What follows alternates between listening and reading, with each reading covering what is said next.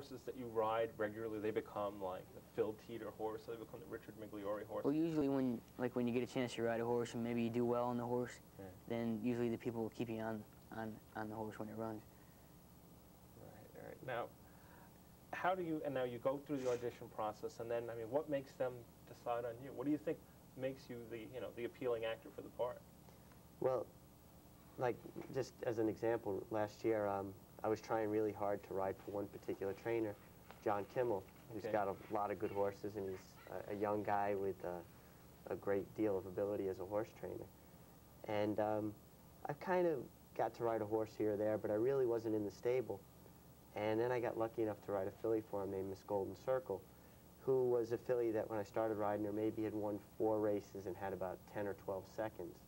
So kind of the MO on her was that she liked to be second, didn't really like to win. And I had watched her run so many times, and I always said if I got to ride this filly, I'd ride her a particular way to get her to win. Right. And I wound up winning like 8 out of 13 races on her and some big stakes, and she actually opened the door into the stable for me, where I started riding more and more horses for him, where right now I'm probably his main rider. I probably ride 80% of his stable, which is a huge account for me. It's a guy who has a constant turnover of good 2-year-olds. Last year I got to ride a champion for him, which was the first champion I ever rode for an entire year, Hidden Lake, who was the Eclipse champion for older filly or mare.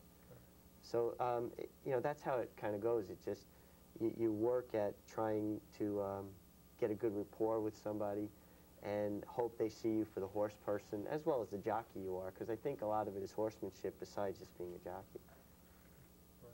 So Bob, at the end of the race, after the starting gate opens, you never seem to be looking down the track. And very quickly, you ever root?